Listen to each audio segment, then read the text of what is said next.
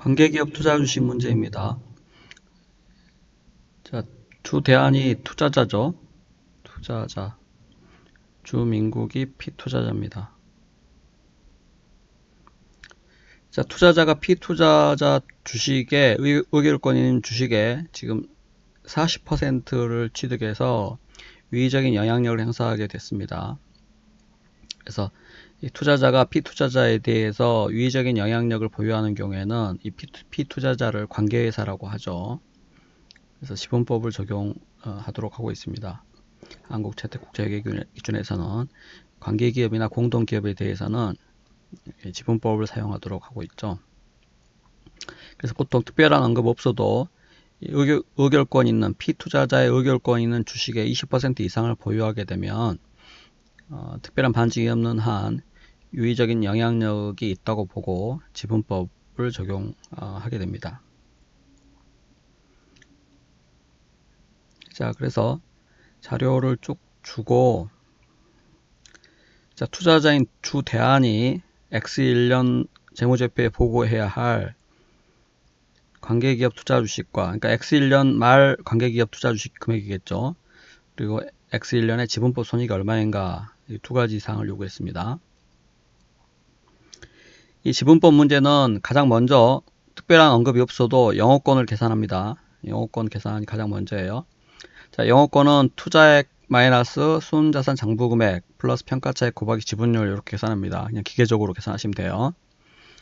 자, 이 피투자자에 대해서 40% 발행주식 40% 즉 100주를 5,000원에 취득했기 때문에 투자액이 5,000원이죠. 자, 그 다음에 피투자자의 순자산 장부금액이 취득일 현재 피투자자의 순자산 장부금액이 10,000원으로 주어져 있어요. 10,000원. 자, 그 다음 평가차익을 더해야 되는데 평가차익은 순자산의 장부금액과 공정가치의 차액을 말합니다. 자, 그래서 보면은 재고자산과 재고자산과 건물의 공정가치가 장부금액보다 각각 2,000원, 400원이 많았다 주어져 있죠. 그래서 공정가치가 장부금액보다 2,000원하고 400원이 많기 때문에 평가차익이 2,000원, 4,000원, 즉 2,400원 발생한 거죠. 그래서 취득일 시점에서의 평가차익이 2,400원 발생했습니다. 자, 그래서 순자산 장부금액과 평가차익을 합하면 당연히 순자산 공정가치가 나오겠죠. 그래서 지분율 40% 곱하면 금액이 40원 나옵니다.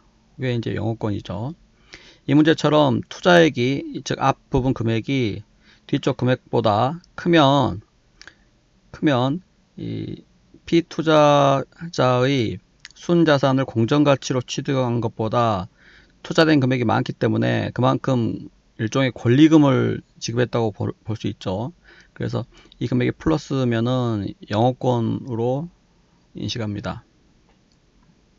만약에 투자액이 더 작으면, 즉 이 금액이 마이너스면 염가 매수 차익으로 인식을 하게 되겠죠. 그래서 영업권인지 염가 매수 차익인지를 먼저 이렇게 계산을 해봐야 됩니다.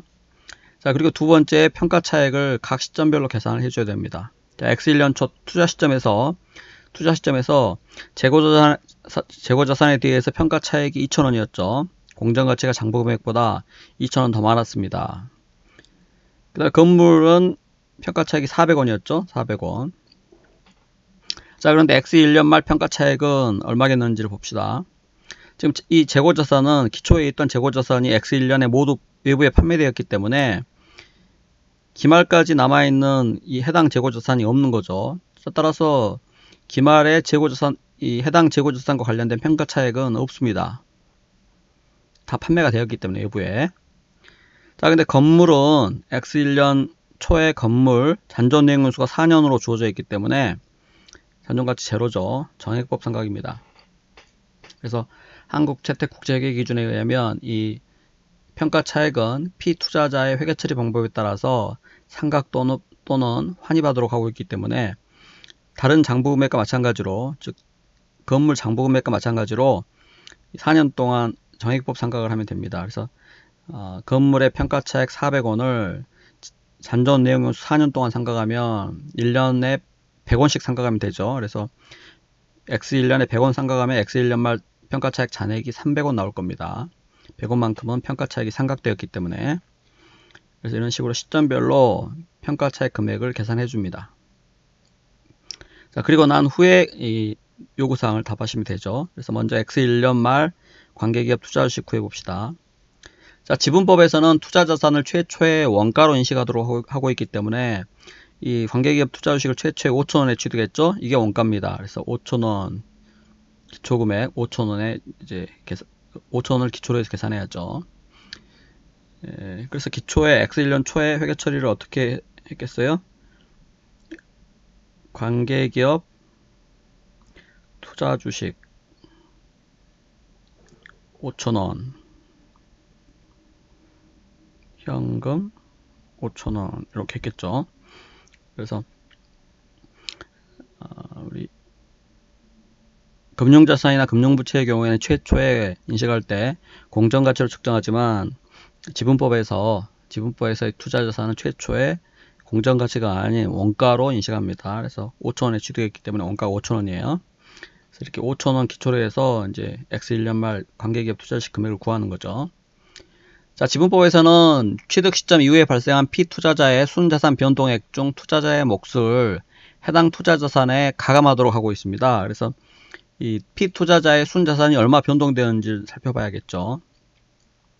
자, 피투자자 주민국의 X1년 장부 순자산 변동액이 얼마인지를 먼저 봅시다. 지금 보면 X1년도에 주민국의 당기순이익이 3만원이 발생했는데 당기순이익이 발생하면은 순자산이 증가하겠죠. 그래서 3만원. 자, 그 다음에 기타 포괄이익 만원 발생했는데 기타 포괄이익이 발생해도 순자산이 증가하죠. 그래서 기타 포괄이익도 더해줘야 됩니다. 자, 그리고 주식배당 50주를 주당 액면 50원에 50주를 교부하는 주식배당이 있었는데 이 주식배당을 하게 되면은 피투자자의 순자산은 영향을 받지 않습니다. 주의하시기 바랍니다. 주식배당은 피투자자의 순자산에 영향을 미치지 않는다. 왜냐하면 우리 자본에서 보통 이제 공부하는데 주식배당 회계처리 어떻게 됩니까? 주식배당을 실시하는 경우에는 차변의 이익잉여금, 즉 미처분 이익잉여금 얼마 하고 대변의 자본금 얼마 이렇게 되죠. 그래서 주식배당은 이익잉여금이 자본금으로 전입되는 회계처리입니다. 즉 자본의 구성 내용만 달라질 뿐 순자산에는 영향을 미치지 않는다는 거죠. 주식배당을 실시하는 그 회사의 순자산이 영향을 받지 않습니다. 자, 따라서 이 지분법에서의 순자산 변동액에는 여기 주식배당은 영향을 미치지 않습니다. 그래서 그거 주의하시기 바랍니다. 여기에 주식배당은 포함시키지 않아요. 현금배당 5,000원 지급했는데 5,000원 현금배당을 실시하면은 순자산이 감소하겠죠. 그래서 빼줍니다. 현금배당은. 자, 그리고 X1년도의 평가차익 상각액이 재고자산은 2,000원 있다가 기초에 개말이 없어졌기 때문에 판매해가지고 없어졌기 때문에 2,000원만큼 상각이 이루어진 거죠. 그 다음에 건물도 100원만큼 상각이 이루어진 겁니다. 즉 X1년도의 평가차익 상각액은 2,100원이죠. 그래서 평가차익 상각되면은 마찬가지 순자산이 감소하죠. 그래서 차감해 줍니다. 자, 그래서 요 금액이 X1년도 피투자자의 순자산 변동액이고 그 중에서 우리 회사가 40%에 투자했기 때문에 지분율 40%를 곱해줍니다. 그래서 이 피투자자의 순자산 변동액 중 투자자의 몫이 바로 이 부분이죠. 그거를 이 관계기업 투자주식 금액에 가산합니다. 자, 뿐만 아니라 영가매수 차익이 발생했다면 그 영가매수 차익도 이 투자자산을 취득한 회계기간에 즉시 환입하도록 하고 있기 때문에 그것도 더해줘야 돼요. 근데 여기서는 영업권이 발생했기 때문에 해당 사항이 없습니다. 그래서 영가매수 차익을 계산해가지고, 그러니까 영업권을 계산해가지고 그 금액이 많이 났으면 그때는 그게 영가매수 차익을 의미하므로 반드시 그 금액을 영가매수 차익 환입으로 계산해 줘야 된다는 점 꼭 주의하시기 바랍니다. 그래서 X1년 말 관계기업 투자주식이 18160이죠. 그리고 X1년 지분법 이익은 이 관계기업 투자 주식의 변동 내용 중에서 당기손익에 영향을 미칠 만한 것만 추리면 됩니다. 당기손익은 당연히 영향을 미치고 기타 포괄이익은 영향을 미치지 않죠. 이건 기타 포괄손익이기 때문에. 현금 배당은 지분법에서 현금 배당은 어떻게 처리합니까? 지분법에서 현금 배당은 투자자산, 즉 관계기업 투자 주식 금액을 감소시켜 버리죠. 장부 금액을. 그래서 이 현금 배당 자체는 여기 당기손익에 영향을 미치지 않는다는 거죠. 지분법에서는. 자, 평가차익 상각, 이거는 당기손익에 영향을 미치죠. 그래서 평가차익 상각액을 빼줍니다. 자, 거기에 지분율 40%를 곱하고 연가매수 차익이 있는 경우에는 그 연가매수 차익 환입도 당기손익에 영향을 미치기 때문에 그거까지 더해줘야 지분법 이익이 나옵니다. 그래서 연가매수 차익이 존재하는 경우에는 꼭 이 X1년 말 관계기업 투자 주식 금액과 지분법 이익 계산할 때 다 연가매수 차익 환입 금액을 가산해 준다는 점 꼭 주의하시기 바랍니다. 그래서 X1년 지분법 이익이 11160이죠. 그래서 답이 3번입니다. 3번. 참고로 회계처리 한번 살펴보겠습니다. 참고로 회계처리를 살펴보면은 지금 X1년 지분법 이익이 11160이기 때문에 X1년 말에 회계처리할 때 관계기업 투자 주식 11,160원에서 지분법 이익 11,160원 이렇게 되고, 또 기타 포괄이익 있죠? 그래서 지분법 기타 포괄이익에서 만원의 40%만큼 우리 회사에 권리가 있기 때문에 만원의 40%, 즉 4,000원만큼 지분법 기타 포괄이익으로 인식하고, 요거는 기타 포괄 손익에 해당되죠. 그래서 관계기업 투자 주식도 4,000원 증가시켜 줘야 됩니다. 자, 그 다음에 피투자자가 현금 배당 실시한 5,000원 중에 우리 회사가 그 중에 40%를 현금 배당으로 받았겠죠. 그래서 5,000원의 40%에서 2,000원만큼을 받았을 겁니다. 그래서 현금 배당을 실시한 경우에는 현금 그 시점에 2,000원이 유입됐을 것이기 때문에 그것만큼을 현금이 유입되면은 관계기업 투자 주식, 즉 투자자산 장부 금액을 감소시켜 주는 거죠. 투자 주식에서 2,000원 감소시켜 줍니다. 자, 그렇게 해서 계산해도 관계기업 투자주식 금액 18160 나오죠. 자, 그리고 여기 해설에 X1년말 관계기업 투자주식을 다른 방법으로 구해놨는데, 여기 위쪽은 기초금액부터 관계기업 투자주식의 변동 내역을 반영해 가지고 계산한 방법으로 계산했고, 여기 아래 해설에서는 그냥 기말금액, 기말 잔액 가지고 바로 계산했습니다. 그래서 한번 살펴보면은 피투자자의 기초 순자산 장부금액은 만원이었죠. 기초금액이 만원. 자, 근데 피투자자 좀 인국이 당기순이익 3만원 발생했으니까 3만원만큼 장부금액이 순자산이 증가했겠죠. 기타 포괄이익 만원 발생했는데 만원만큼 또 마찬가지 순자산이 증가했을 것입니다.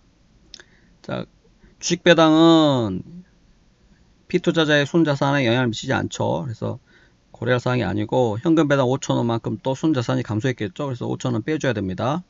자, 결국 다 반영을 한 후에 피투자자의 기말 순자산 장부금액은 45,000원이죠.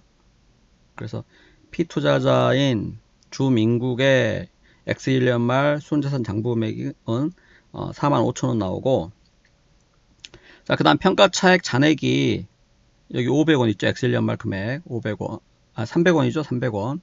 그래서 300원을 더하고 그 다음에 지분율 40%를 곱해서 계산하면 되는데, 이때 주의하실 점이 영업권은 상각하지 않으므로, 영업권 상각은 허용되지 않으므로 우리 최초에 계산했던 영업권 40원이 기말에도 그대로 남아있을 것입니다. 그래서 영업권 40원 더해줘야 된다는 거 주의하시기 바랍니다. 그래서 이렇게 계산해도 18160 나오죠. 그래서 이 두 개 혼동하시면 안 됩니다. 즉 관계기업 투자 주식 잔액을 계산할 때 기초금액부터 해가지고 관계기업 투자 주식의 변동사항을 반영해서 계산할 때는 연가매수 차익 환입이 있으면은 그것만큼 관계기업 투자 주식이 영향을 받기 때문에 그걸 더해주는 거지만, 이 다른 방법으로 계산할 때, 즉 기말 잔액 기준으로 계산할 때는 기초에 있던 영업권 금액이 기말에도 그대로 남아있을 것이기 때문에 그 금액까지 영업권 금액을 더해줘야 한다는 거죠. 그래서 이거는 기말 잔액으로 계산하기 때문에 아까 이 방법하고 이 방법은 전혀 다릅니다. 그래서 두 개 혼동하시면 절대 안 돼요. 그래서 두 개 다 연습을 꼭 해보시기 바랍니다.